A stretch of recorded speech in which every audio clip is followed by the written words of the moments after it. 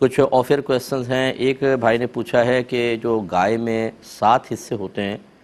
تو انہوں نے پوچھا ہے کہ اس میں جفت حصے کر سکتے ہیں، جیسے 2، 4، 6۔ دیکھیں مسئلہ یہ ہے کہ گائے میں زیادہ سے زیادہ 7 حصے دار ہو سکتے ہیں، یہ ذہن میں رکھیں۔ اور اب وہ حصے دار جو ہیں وہ ضروری نہیں ہے کہ طاق عدد میں ہی اپنے حصے ملائیں کہ 1 یا 3 یا 5، بلکہ ایسا ہو سکتا ہے ایک نے 2 حصے لے لیے، ایک نے 4 حصے، یہ 6 ہو گئے، اور ایک پھر علیحدہ کوئی لے لے گا 7۔ تو اس طرح جفت بھی لے سکتے ہیں، طاق بھی لے سکتے ہیں، لیکن 7 حصے ہونے چاہیے۔ اور اگر کم کوئی جیسے 2 بھائی مل کر رہے ہیں گائے کے اندر تو یوں ہو سکتا ہے کہ ایک 4 حصے لے لے، ایک 3 حصے لے لے، اس طرح کیا جا سکتا ہے۔ اور اگر ایک ہی گھر میں گوشت جائے تو یہ بھی ہو سکتا ہے کہ حصوں کی تقسیم بالکل نہ ہو، ہم یہ کہیں کہ ہم 2 بھائیوں کی طرف سے ایک گائے، تو گویا کہ پھر وہ 7 کے 7 حصے وہ ان کے یعنی یہ کر سکتے ہیں۔ اب یوں نہیں کریں گے کہ 3 حصے اس کے، 3 حصے اس کا، ایک حصہ باقی بچا، پھر آدھا آدھا دونوں اس میں ہو گئے۔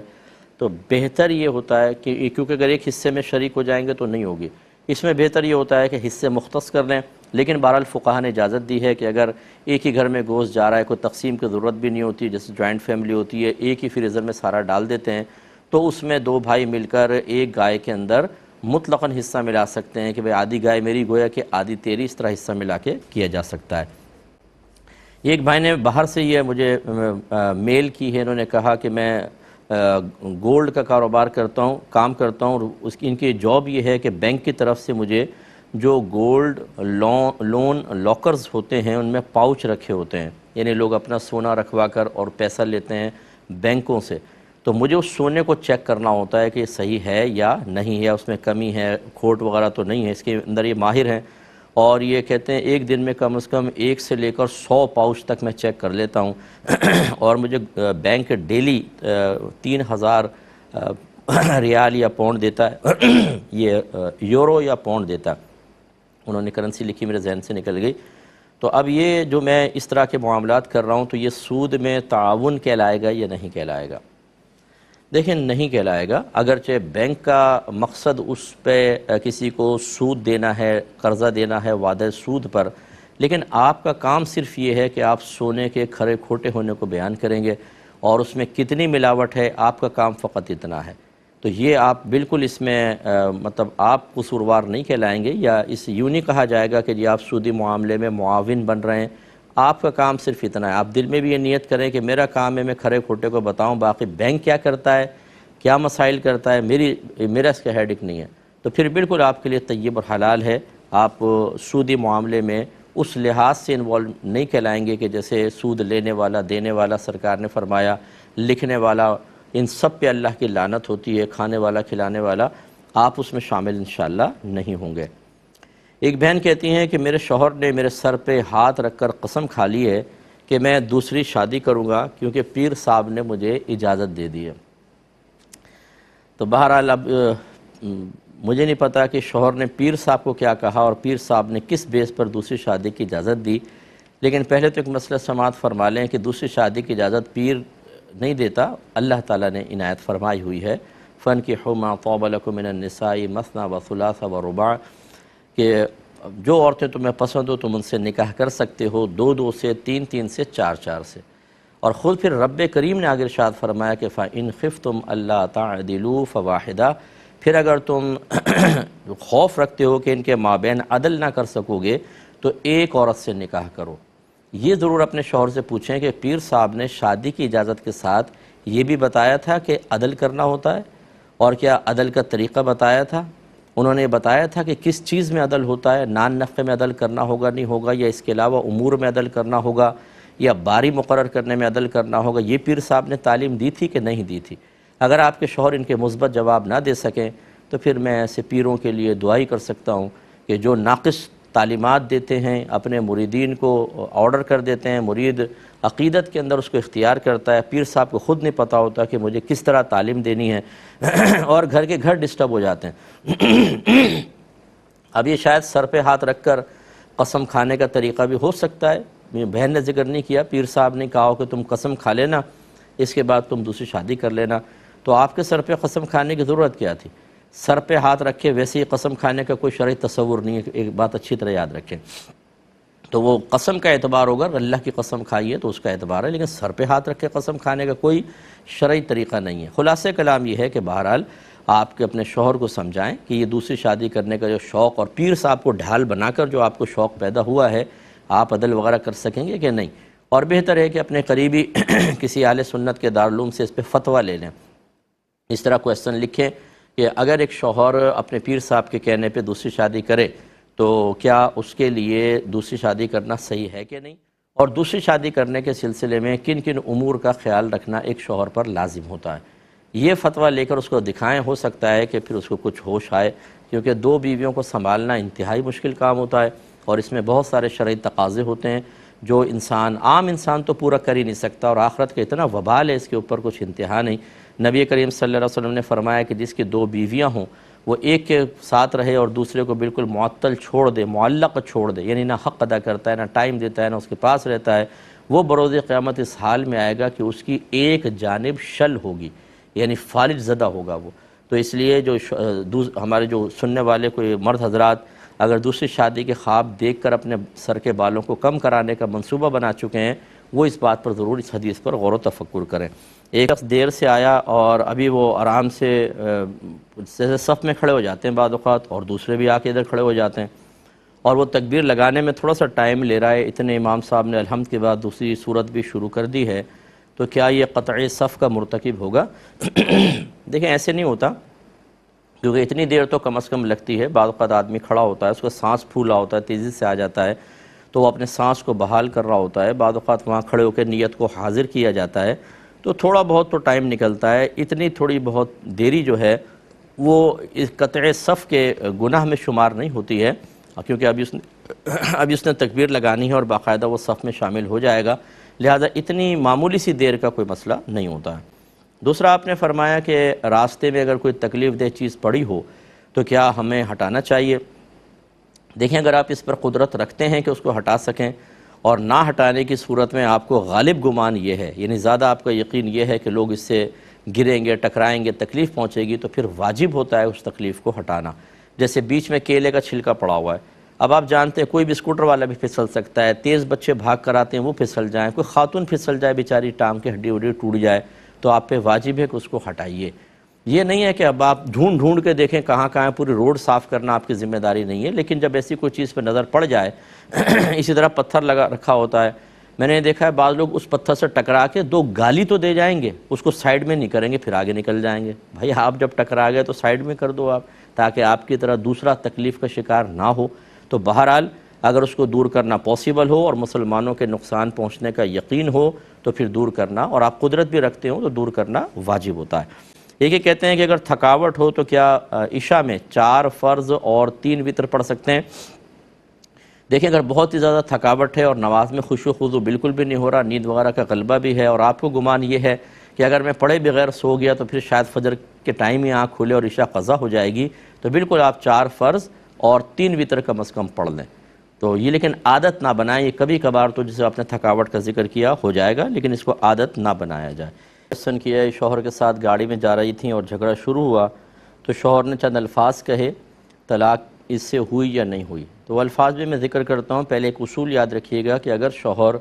کچھ ایسے الفاظ ادا کرتے ہوئے فیوچر کی طرف منسوب کرتا ہے، دے دوں گا، کر دوں گا، اس سے طلاق بالکل واقع نہیں ہوتی ہے۔ چنانچہ یہ دو جو الفاظ تھے کہ رشتہ ختم کر دوں گا، میں پیپر دے دوں گا، والد صاحب آ جائیں تو تمہیں پیپر دے دوں گا، اس سے کوئی طلاق نہیں ہوگی کیونکہ فیوچر کے بارے میں ہے۔ اگلا جو انہوں نے کہا جان تمہاری چھوڑ دی، یہ ماضی کے الفاظ ہیں اور ان سے طلاق ہو سکتی ہے، لیکن جان ایک ہوتا ہے میں نے تمہیں چھوڑ دیا، تو یہ چھوڑ کا لفظ جو ہوتا ہے یہ طلاق کے معاملے میں صریح ہوتا ہے۔ صریح کا مطلب یہ ہے کہ یہاں نیت کا بھی دخل نہیں ہوتا، اگر شوہر نے کہا ہے تو طلاق ہو جائے گی۔ لیکن چونکہ اگر ایک تو ہے کہ تمہیں چھوڑ دیا، ایک ہے کہ تمہاری جان چھوڑ دی، تھوڑا سا اس میں فرق ہو سکتا ہے۔ شوہر سے معلوم کریں کہ طلاق کی نیت حاضر تھی کہ نہیں تھی۔ اگر وہ قسم کے ساتھ کہتا ہے کہ طلاق کی نیت حاضر نہیں تھی تو اس سے طلاق نہیں ہوگی، لیکن اگر وہ کہتا ہے کہ ہاں طلاق کی نیت تھی، یا آپ کہیں کہ قسم کھا اور وہ قسم کھانے سے انکار کر دے، ان دونوں صورتوں میں ایک طلاق اس سے واقع ہوگی۔ پھر انہوں نے کہا کہ آج میں نے تمہیں قید سے آزاد کر دیا، تو یہ دیکھیں یہ جو آزاد کرنے کا لفظ ہوتا ہے یہ کیسا لفظ ہے؟ اگر شوہر بیوی سے کہے جھگڑے کے دوران یا غصے میں طلاق کی نیت ہو یا نہ ہو فوراً طلاق ہو جائے گی، اور طلاق بھی ایسی ہوگی کہ نکاح فوراً بریک ہو جائے گا۔ اگر دونوں آپ ساتھ رہنا چاہتے ہیں دوبارہ جدید نکاح نئے مہر کے ساتھ کرنا ہوگا، پرانا مہر تو دینا ہی دینا ہے، نیا نکاح نیا مہر۔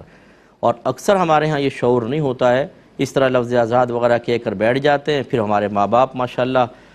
برا نہیں مانے کوئی بھی، لیکن میں سمجھا کر تھک گیا ہوں کہ آپ کو خود بھی دین سیکھنا چاہیے۔ اپنے بچوں کو حرام پر پیش کرنا یہ کوئی دوستی نہیں ہے، بہت بڑی دشمنی ہے۔ تو وہ بڑے آ جاتے چلو بیٹا صلح کر لو، جھگڑا ہو جاتا ہے، صلح کروا دی، نکاح کروایا نہیں،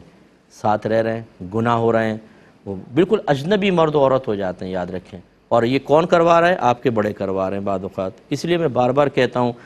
کہ بڑوں کو بھی علم سیکھنا چاہیے، اور آپ سیکھیں، خاص طور پہ ینگ جنریشن جو ہمیں سن رہی ہے، آپ اگر نہیں سیکھیں گے تو اپنی نسلوں کے ساتھ یہی کریں گے جو بڑوں نے بعض اوقات بیچارے ان کے پاس علم نہیں تھا، شعور نہیں تھا، اس ٹائم چینلز بھی نہیں تھے، کوئی سمجھانے والے بعض اوقات خاندان میں نہیں تھے، تو وہ اس سے محروم رہ گئے۔ آپ ایسا نہ کریں، تو اس سے فوراً طلاق پڑ گئی۔ اب آپ کو چاہیے کہ بچی سے آپ کی عدت چل رہی ہے اور آپ شوہر کے ساتھ نہیں رہ سکتی ہیں، فوراً سے پیشتر آپ دونوں نکاح کریں۔ اور یہ جو ہے کہ میں تمہیں یوں ڈیش اور میں ڈیش فل کر دوں گا، اس سے کچھ نہیں ہوگا۔ آزاد سے تو ایک طلاق ہو گئی، اگرچہ 2 دفعہ لفظ آزاد کہا ہے انہوں نے، لیکن دونوں کو ملا کر ایک ہی طلاق ہوگی۔ زیادہ تفصیل میں نہیں جاتا ہوں کیونکہ وہ پھر آپ ٹیکنیکل چیزیں آپ کے لیے لازم نہیں ہیں۔ 2 دفعہ طلاق آزاد کے لفظ کے جملے کا ہیں، لیکن ایک طلاق پڑ گئی۔ اور پہلے والا جو تھا جان چھوڑ دی، اس میں ذرا معلوم کر لیں، اگر وہ مل گیا تو 2 طلاقیں بنیں گی، ورنہ ایک تو کنفرم طلاق ہے جس سے آپ کا نکاح ٹوٹ گیا ہے اور آپ کو جدید نکاح کرنا ہوگا۔ اور یہ بھی اس صورت میں ہوگا کہ جب پہلے 2 طلاقیں زندگی میں نہ دے دی ہوں۔ اگر 2 دی تھیں تو یہ مل کر تو 3 ہو گئیں، اب تو گئے کام سے، پھر تو اب حلالہ کے بغیر کچھ نہیں ہو سکتا۔ اور اگر پہلے طلاق نہیں دی تھی کوئی بھی تو یہ 1 ہوئی، یا پہلے 1 دی تھی تو اس کے مل کر یہ 2 ہو گئیں۔ اس کے بعد اب آپ رجوع کر سکتے ہیں وہی نکاح کے ذریعے۔ اور یہ بات آخری بات یاد رکھیں کہ جتنی طلاقیں دے دی جاتی ہیں جو واقع ہو جاتی ہیں یہ کبھی مٹیں گی نہیں، یہ ہو گئیں۔ تو لہذا اگر آپ نکاح کریں گے تو جو پہلے طلاق دی ہے وہ گئی، اب باقی طلاقیں مثلا اگر ایک ہی پہلی طلاق ہے تو 2 طلاقوں کا مالک رہے گا۔ اگر 2 ہو گئی ہیں، پہلے 1 دی تھی اور یہ مل کر 2، تو اب 1 طلاق کا مالک ہے۔ جب کبھی 1 طلاق دی تو وہ نکاح سے آپ باہر ہو جائیں گی اور حلالہ کرنا ہوگا۔ یہ تو جواب ہے۔ دوسری بات یہ ہے کہ میں بارہا آپ کو گزارش کرتے رہتا ہوں، یہ جھگڑا اتنا کیوں بڑا کہ طلاق تک نوبت پہنچ گئی؟ پہلے یہ ہماری خواتین، میری بچی جنہوں نے پوچھا ہے، ناراض نہ ہونا بیٹا آپ، لیکن مسئلہ یہ ہوتا ہے کہ پہلے عورتیں شیرنی کی طرح پنجہ مارتی ہیں شوہر کے اوپر، اور بعض تو یہاں تک خود کہا ایک خاتون نے، میں نے شوہر سے کہا مجھے طلاق دو، وہ کہنے لگا میں نہیں دیتا۔ میں نے کہا 2 طلاق یہاں کھڑے ہو کے کیسے نہیں دو گے؟ اس نے 1 طلاق دی، میں نے کہا 1 نہیں 3 دو، پھر اس کے منہ سے 3 طلاقیں کہلوائیں، پھر بے ہوش ہو گئیں۔ ارے بھائی طلاق تو آپ نے کہلوائی تھی، منہ میں وہ کہ انگلی ڈال کے لفظ باہر آپ نے نکالے تھے، اور پھر بے ہوش ہو گئیں کہ میرے شوہر نے 3 طلاقیں دے دیں، اب رونا دھونا شروع کر دیا، مظلومہ بن گئی۔ تو یہاں تک آپ کیوں لے کر آئیں شوہر کو کہ اس نے طلاق کے الفاظ کہے؟ خاموش ہو جاتی، چھوٹے باپ کی بن جائیں، تھوڑا سا عاجزی اختیار کر لیں۔ اگر شوہر زیادتی کر بھی رہا ہے ایک لمحے کے لیے خاموش ہو جائیں، جب خوشگوار موڈ ہو پھر احساس دلائیں کہ یہ آپ نے صحیح نہیں کیا تھا، اس کو اپنی غلطی کا احساس ہو، وہ آپ سے معافی طلب کرے۔ لیکن دو بدو جب میدان جنگ میں آپ کود جائیں گے تلواریں لے کر، لازم بات ہے کوئی نہ کوئی زخمی تو ہوگا۔ تو اس لیے گزارش یہ ہے کہ ابھی تو آپ یہ معاملہ کر لیں، اس کے بعد دونوں میاں بیوی بیٹھ کر آپس میں ذرا تھوڑا سا کمپرومائز کریں اور کچھ ڈیل کریں کہ بھئی دیکھو ہم اگر جھگڑا خدا نخواستہ ہوا بھی ہو جاتے ہیں گھر میں، اس حد تک لے کر نہیں جائیں گے کہ طلاق تک نوبت آئے۔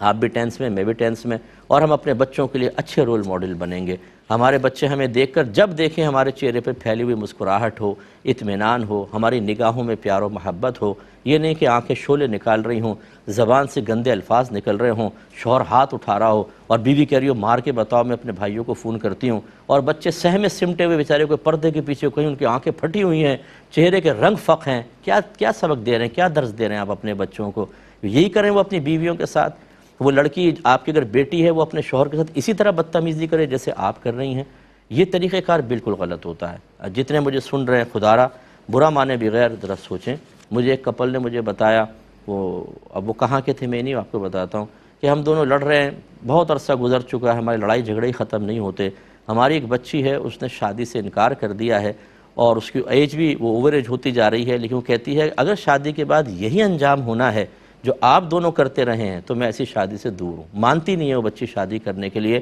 آپ نے اپنے طرز عمل سے اس کے ذہن میں خوف بٹھا دیا ہے، اسے نفسیاتی طور پہ ایک ایسے ڈر میں مبتلا کر دیا ہے کہ وہ سوچتی ہے کہ جب میں شادی کروں گی یہی انجام ہوگا۔ بتائیں آپ نے بچوں کے ساتھ اچھا کیا یا برا کیا؟ جتنے مجھے سن رہے ہیں اس وقت میاں بیوی، میں گزارش کرتا ہوں ذرا تنہائی میں بیٹھ کر اپنے بارے میں غور کریں کہ آپ یہ طرز عمل جو اختیار کیے ہوئے ہیں یہ خود آپ کے لیے دنیاوی لحاظ سے، اخروی لحاظ سے، اور خصوصاً آپ کے بچوں کے لیے کتنا مفید اور کتنا نقصان دہ ہے۔ مجھے اللہ کی رحمت سے امید ہے کہ اللہ تعالیٰ آپ کو ضرور اچھی راہ دکھائے گا۔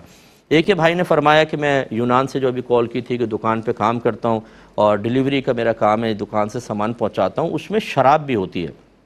تو یہ شراب پہنچانا کیسا ہے؟ دیکھیں بھائی جان، آپ دوسری چیزیں پہنچا سکتے ہیں لیکن شراب کی بالکل قطعاً اجازت نہیں ہے، کیونکہ آپ کے نبی کریم صلی اللہ علیہ وسلم نے 10 افراد پر ایک ساتھ لعنت فرمائی، مثلا شراب نچوڑنے والا، شراب بھرنے والا، شراب لانے والا، لے جانے والا، پینے والا، پلانے والا، پہنچانے والا، ان سب پر اللہ کی لعنت ہو۔ تو یہ شراب بالکل نہیں پہنچا سکتے، آپ اس سے اجتناب کیجئے۔ اگر آپ کی اپنی دکان ہے تو بہتر یہ ہے غیر مسلم لڑکا رکھ لیں اور یہ شراب کی ترسیل کا معاملہ اس کے سپرد کر دیں، وہ لائے لے جائے اسی کے حوالے کریں، یہ ٹھیکہ یعنی اس کو دے دیں، کیونکہ بعض وقت ایسا ہوتا ہے کہ سپر مارکیٹ ہوتی ہے، اگر اس میں بعض چیزیں غیر مسلمین کے لیے نہ رکھی جائیں تو گاہک ہی نہیں آتا، وہ کہتا ہے فلاں چیز نہیں، اب ایک چیز یہاں سے لوں اور 2 چیزیں وہاں سے، تو وہ چھوڑ کے چلے جاتے ہیں۔ ایسی صورت میں ایک کاؤنٹر بنا لیں، وہ کسی غیر مسلم کے حوالے کر دیں، شراب کا تمام معاملہ اس کے سپرد کریں، اپنے تمام کاروبار کو پاکیزہ رکھیں، وہ لے وہ دے، اس کا کمیشن اسی کے حوالے کر دیں تو ہو سکتا ہے۔ لیکن جو ابھی آپ صورتحال بتا رہے ہیں اس میں آپ شدید گناہگار ہوں گے۔ یہ بہن نے کل ہم سے کویسچن کیا تھا کہ میں نے بہت ساری قسمیں کھا لیں، تو میں نے بتایا تھا کہ اگر آپ اس کے خلاف جائیں گی تو یہ قسمیں ٹوٹ گئی، اس کا کفارہ دینا ہوگا۔ تو ایک قسم کا کفارہ جو ہے وہ یا تو غلام آزاد کریں یا 10 مسکینوں کو پیٹ بھر کر کھانا کھلائیں، اور یہ 10 مساکین تلاش کرنا مشکل ہے، تو پھر اس میں فقہاء نے یہ اجازت دی ہے کہ ایک مسکین کو 2 ٹائم پیٹ بھر کر کھانا کھلانا یہ سمجھ لیں ایک صدقہ فطر کی مقدار بنتا ہے۔ تو اگر اب میرا مشورہ یہ ہے کہ 200 کا حساب کر لیں اور آپ 2000 روپے اگر کسی غریب مسکین کو دے دیں گی، ایک قسم کا کفارہ ہو جائے گا۔ پہلے تو آپ سوچیں میں نے کتنی قسمیں کھائی ہیں، ان کی تعداد لکھیں، اگر ایکوریٹ تعداد یاد نہیں ہے تو دل سے سوچیں، تحری کریں، اس کو غور و تفکر کرنا کہتے ہیں، 2 ہوں گی، 4 ہوں گی، 6 ہوں گی، 8 ہوں گی، جہاں دل کا یہاں اس سے زیادہ نہیں ہوں گے وہ لکھ لیں، اور وہ اگر ساری قسمیں آپ نے توڑ دی ہیں ہر قسم کا الگ الگ کفارہ ہوگا۔ تو اگر فرض کر لیں کہ 6 ہیں تو ہر قسم کا 2000، تو 12000 آپ کو کم از کم کفارہ ادا کر دینا چاہیے۔ یہ جو میں نے آپ کو پیسے بتائے یہ کم زیادہ بھی کوئی عالم آپ کو بتا سکتا ہے، کیونکہ یہ ایک حساب میں نے سرسری سا کر دیا۔ ویسے تو جیسے صدقہ فطر 100 روپے پہلے چل رہا تھا، پھر 150 روپے اس دفعہ ہوا، میں نے 200 روپے کا حساب کیا احتیاطاً، تو آپ اس طریقے سے قسم کا کفارہ ادا کر دیجئے۔ یہ کہتی ہیں کہ میرے شوہر نے موبائل پر 3 مرتبہ مجھے الفاظ کہے، میں طلاق دیتا ہوں، میں طلاق دیتا ہوں، میں طلاق دیتا ہوں، کیا حکم شرع ہوگا؟ دیکھیں بہن، تینوں طلاق ہو گئیں فقہ حنفی کی روشنی میں، اور یہ فقہ حنفی کوئی معاذ اللہ کوئی قرآن یا حدیث سے ہٹ کر نہیں ہے، تمام صحابہ کا اس پر اجماع رہا کہ ایک وقت کی 3 طلاقیں 3 ہی ہوں گی۔ پھر ہمارے ائمہ اربعہ، امام اعظم، امام شافعی، امام مالک، امام احمد بن حنبل اور رضی اللہ تعالی عنہم، جن کے علم پر، جن کے تفقہ پر، جن کے اصولوں پر اور اصولوں سے قرآن و حدیث سے نکالے گئے مسائل پر پوری امت کا اعتماد اور اعتقاد ہے، یہ چاروں یہی کہتے ہیں کہ ایک وقت کی 3 طلاقیں 3 ہی ہوتی ہیں۔ پھر 1500 سال کے جتنے بڑے بڑے ائمہ گزرے وہ سب ایک وقت کی 3 طلاقوں کو 3 ہی قرار دیتے رہے ہیں۔ لہٰذا یہ بھی ہوگا آپ کے شوہر کسی کے پاس پہنچیں گے، وہ بولے گا نہیں کوئی طلاق نہیں ہوئی کیونکہ ایک ساتھ دے دی ہیں، بعض کہیں گے نہیں ایک ہو گئی ہے۔ صحیح مسئلہ نہیں ہے، صحیح مسئلہ یہ ہے ایک وقت کی 3 طلاقیں 3 ہی ہوتی ہیں، اور نبی کریم صلی اللہ علیہ وسلم نے جب یہ جانا کسی صحابی سے کہ ان کا ارادہ 3 ہی طلاق دینے کا تھا تو ایک ساتھ دی گئی 3 طلاقیں سرکار نے نافذ فرمائی ہیں۔ تو مجھے آپ کے ساتھ ہمدردی ضرور ہے، لیکن تینوں طلاقیں واقع ہو گئیں، اب آپ شوہر کی زوجیت میں نہیں ہیں، اب آپ کو اگر فرض کر لیں ان سے شادی کرنی ہے تو پہلے حلالہ ہوگا۔ اس کا پروسیس یہ ہے کہ پہلے آپ ان کی عدت گزارنے کے بعد پھر اپنی مرضی سے کسی شخص سے نکاح کریں، اور پری پلان نہیں ہونا چاہیے، آپ دونوں میں باقاعدہ جسمانی تعلق قائم ہو، پھر وہ دوسرا شوہر فوت ہو جائے یا پھر وہ اپنی مرضی سے آپ کو طلاق دے، ان کی عدت گزاریں گی، پھر پہلے شوہر کے پاس آ سکتی ہیں۔ دوسرا جو بھی اس کے علاوہ راستہ بتائے گا وہ گناہ کا راستہ بتائے گا، اچھی طرح یاد رکھیں، یہی صحیح طریقہ ہوتا ہے، اس کو حلالہ کا پروسیس کہتے ہیں، یہ پری پلان نہیں ہوتا، یہ مطلب آپ کو یہ کرنا پڑے گا، تب آپ پہلے شوہر کے لیے حلال ہوں گے۔ یہ تو آپ کا جواب ہے۔ باقی یہ شوہر نے 2 سال سے آپ کو علیحدہ رکھا ہوا تھا اور آپ نے کوئی بری چیز نہیں کی تھی، آپ نے تو خرچہ مانگا تھا کہ مجھے خرچہ دے دیں، کہ 6 بچے ہیں، 3 ان کے پاس غالباً 3 آپ کے پاس ہیں، اور آپ ان کا خرچہ کے لیے پیسہ مانگ رہی تھیں۔ تو آپ جب تک ان کی زوجیت میں ہیں، اگر قصور شوہر کا تھا اور آپ گھر چھوڑ کر آئی ہیں تو نان نفقہ آپ کا بھی شوہر پر لازم ہے۔ ہاں اگر آپ کا قصور تھا چھوڑ کر آ گئیں تو پھر بیوی نان نفقے کی مستحق نہیں ہوتی، لیکن اولاد کا نان نفقہ تو بہرحال باپ پر تھا۔ تو ایک تو زوجہ کو گھر سے دور کرنا، اس طرح بچوں کو ڈیوائیڈ کر کے ان کی زندگیوں کو تباہ کرنا، ان کو احساس کمتری میں مبتلا کرنا، ان کو کسی ایک فریق کا دشمن بنانا، کیونکہ باپ کے پاس جو ہوں گے وہ ماں کی نفرت ڈالے گا۔ اور مجھے نہیں پتا کہ آپ ایسا کرتی ہیں کہ نہیں کرتی، چلے میں حسن ظن قائم کر لیتا ہوں، لیکن اکثر ہم نے ایسے ہی دیکھا ہے اس معاشرے میں، جو مجھ سے کویسچنس کرتے ہیں کہ اگر بیوی کے پاس بچے ہیں وہ باپ کے خلاف زہر بھرے گی، اور باپ کے پاس ہیں تو وہ بیوی کے خلاف زہر بھرے گا کہ تمہاری ماں ایسی ہے، اس نے ایسا کیا، یا یہ رو رو کے دعائیں، اللہ اٹھا لے میرے شوہر کو، کم بخت نے میری زندگی حرام کر دی، اللہ تعالیٰ ایکسیڈنٹ ہو جائے، ٹرک کے نیچے آ جائے وہ، بچوں بولو آمین۔ تو اب وہ بچوں کے دل میں شروع سے باپ کے ظالم ہونے کا تصور، اور ان بچوں کے ذہن میں ماں کے غلط ہونے کا تصور، یہ بھر کے آپ بچوں کے ساتھ ہمدردی کر رہے ہیں۔ یاد رکھیں کہ اگر ماں باپ کا جھگڑا ہو جائے، علماء نے واضح لکھا بچوں کو کسی ایک کا فریق بننے کی اجازت نہیں ہے، باپ بھی محترم ماں بھی محترم، کسی ایک کا فریق بنیں گے سیدھے جہنم کے اندر جائیں گے، کیونکہ آپ تکلیف پہنچائیں گے، دل آزاری کریں گے، آپ کو اللہ نے اس کا مکلف نہیں بنایا تھا۔ اور یہ کون کر رہے ہوتے ہیں؟ ماں باپ اپنے بچوں کے اندر نفرت کا، دوسرے اپنے شریک حیات کے لیے مخالفت کا وائرس انجیکٹ کر کے انہیں دشمن بنا دیتے ہیں۔ یہاں تک ہم نے دیکھا ہے کہ ایسے بچے جب پل بڑھ کے جوان ہوتے ہیں تو باپ کی طرف دیکھتے بھی نہیں ہیں، اگر باپ گھر میں آتا ہے پچھلے دروازے سے نکل جاتے ہیں کہ ہمارا باپ بہت ظالم ہے۔ ایسے بچوں سے میری گزارش ہے، آپ کو یہ حق حاصل نہیں ہے کہ ماں کے خلاف کام کریں یا باپ کے، آپ کو یہ حق حاصل نہیں ہے کہ آپ ترازو لے کے کھڑے ہو جائیں کہ قصور کس کا تھا۔ ان کا معاملہ اللہ پر چھوڑ دیں، اللہ تعالیٰ ان کو سامنے کھڑا کر کے ایک دوسرے سے فیصلہ کروائے گا۔ لیکن آپ اگر کسی ایک فریق کا ساتھ دیں گے اور آپ نے زیادتی کر بیٹھے تو نبی کریم نے واضح فرمایا باپ اولاد کے لیے یا تو جنت کا دروازہ ہے یا دوزخ کا دروازہ ہے۔ اور ماں کے لیے سرکار نے کتنی فضیلتیں بیان فرمائیں کہ ماں کا حق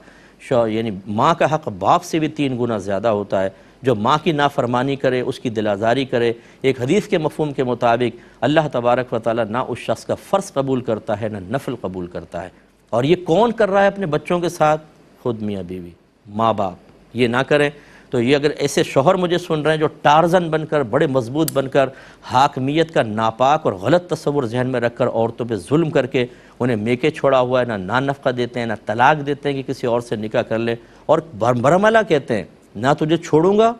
نہ تجھے طلاق دوں گا۔ تو آپ یہ کیا کمال کر رہے ہیں؟ آپ یہ میدان محشر میں آپ کی جو شرمندگی اور ذلت ہوگی، اللہ تعالیٰ سب کو محفوظ رکھے، لیکن جو ظالم ہیں میں ان کے بارے میں کہہ رہا ہوں کہ آپ وہ دیکھنے والی ہوگی۔ آپ ابھی تو بڑے شیر بن رہے ہیں، وہاں پہ آپ بہت پچھتائیں گے، ایسا نہ کریں۔ ایک آخری بات بس کہ لے پالک بچہ جو ہے، اڈاپٹڈ چائلڈ ہوتا ہے، یہ لڑکا اگر ہو تو کیا اس عورت کے لیے جس نے اس کو لیا ہے وہ نامحرم ہوگا کہ نہیں ہوگا؟ جی بالکل ہوگا، اس سے کوئی محرم نہیں بن جاتا، چاہے وہ امی کہتا رہے۔ بہتر یہ ہے اگر اس طرح کا بچہ لیں تو 2.5 سال کے اندر اندر یہ عورت اپنی کسی قریبی ایسی رشتہ دار سے اس کو دودھ پلوا دے کہ وہ اس کے لیے محرم بن جائے۔ جیسے سگی بہن اس کی عورت کی اگر اس بچے کو دودھ پلا دے اس بچے کی 2.5 سال کی مدت کے اندر اندر، تو پھر یہ بالکل